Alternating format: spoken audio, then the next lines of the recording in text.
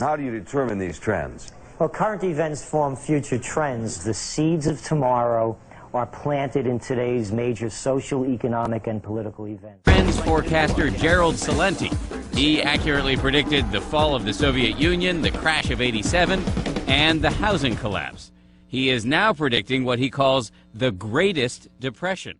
Gerald, you guys have been, and I don't know if it's you guys or maybe just you, been right on the money with a lot of these predictions. I mean, I can go through a list. You know, you predicted what, the dot-com bubble before it happened, the real estate bubble and the crash before it happened, that's right, and the war in Iraq, and on and on and on. How are you, Gerald? Good. How you guys doing? Doing pretty good. We talk to you at least once a year, I'm pretty sure, and you give your predictions. Tell us a little bit about what you had predicted for last year. What came true? What did you miss on? Oh, we hit them all last year. We had forecast the uprisings that were going to happen, the clampdown on justice, that people would realize that this economy hasn't turned around. We called a wake-up call.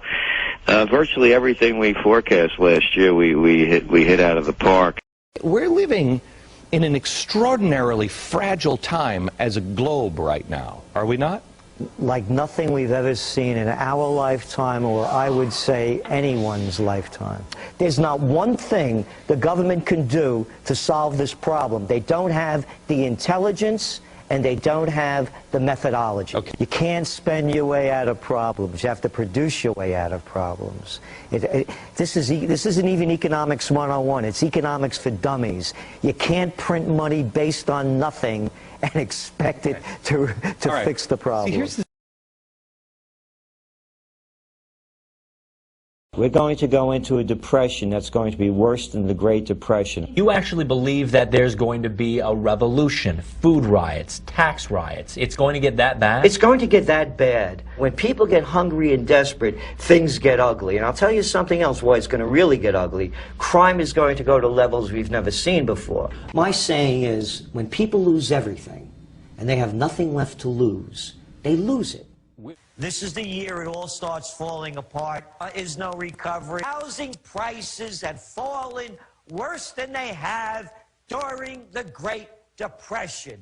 What more do people have to know? And it's not only in the U.S., it's everywhere. And those bubbles now that they created in other countries to try to prop it up, those real estate bubbles, they're collapsing as well. The entire financial system is collapsing. Look what's going on over in China. All of the empty buildings. Look at the home sales and real estate market. That's in steep decline now. The only way they kept this global Ponzi scheme afloat following the panic of '08 was for the central banks around the world to keep juicing money into the system to keep it going. If you follow the leaders, you're going to fail. We're going into this, you better learn how to fight for your survival in intelligent ways. We're going into the greatest depression. It's going to be worse than the '29 depression and the '30s depression. Why? Back then, most people didn't own homes. There was no such thing as a home equity loan. Back then, people didn't have credit cards. There weren't $14 trillion in debt. Back then, we had trade surpluses. We had budget surpluses. You're going to lose your pensions. You're going to lose your benefits. There's nothing there. Economic martial law. I'm warning people, as I've said, I've been having difficulty getting my money out of the bank, and people are emailing me every day and telling me of their problems as well. So again, I don't give financial advice. You know my motto, think for yourself. All I'm saying is that the whole European system is collapsing. We saw that phony bond sale the other day, the last 2 days in Italy. Here the ECB dumped $600 billion into the banks so they could buy bonds. So this is collapsing. I believe they're going to call an economic martial law. This is the year it all starts falling apart. Battlefield America is being put in place, I believe, to take care of the economic martial law, because there's going, just imagine if the nation shuts down, the chaos that we're going to see. And from the martial law, the economic martial law. And so things are being put in place. During the this time of Christmas, let us all remember that the only time Jesus Christ, the Prince of Peace, became angry and violent is when he picked up a whip and drove the money changers out of the temple. And that's a fact. And that's what's going on now. The money changers are in control of the temple. They're controlling everybody's lives. And they're driving this country into ruin. The technocrat takeover. And again, it's fascism. The merger of state and corporate powers. Let's stop calling them technocrats. Who's in Italy? Mario Three-Card Monte. Who's over in Greece? Greece, the cradle of democracy. Here's to you, democracy. We just put in a technocrat. Papademos, where's he from? Oh, this cat actually, he did a stint with the Federal Reserve. You mean Mr. Celente? Both of those guys are bankers? That's right.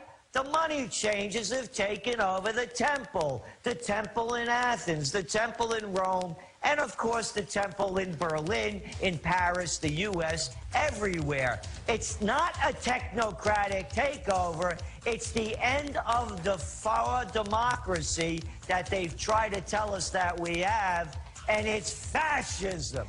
Capisce? Let's call it what it is, Mario Monti. You should know. It's happening everywhere.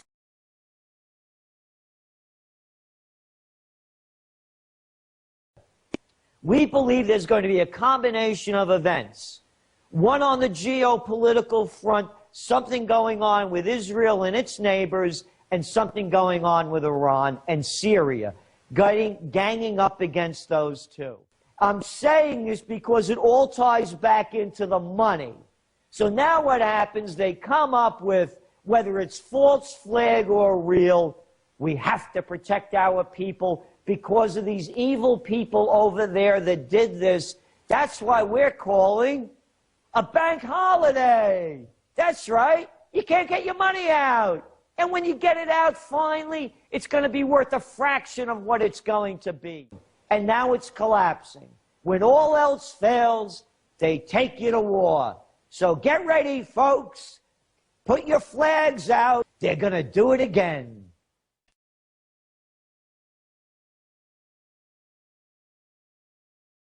It's time we bring the manufacturing back and deal with each other, do business with each other, rather than doing it with the Chinese, with the Indonesians, with the Vietnamese, and the rest.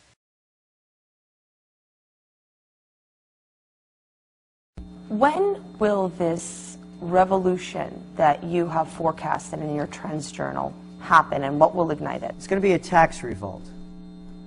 We're going to start seeing a tax revolt. They used to say to us, you know, we agree with what you're saying, but can't you write about something positive? Yeah, it's like the ship going down and saying, oh, doesn't the band sound great? Right. Well, it is positive if you know what's coming, because then you can prepare for it. But people are afraid of the truth. So what is it that you would like for viewers to do with the information that you are presenting right now? What we hope they do with the information is to take proactive measures. Gerald Celente, Trends Research Institute, has accurately predicted a whole host of issues: economic collapse, the '89 stock market crash, Starbucks boom, on and on and on.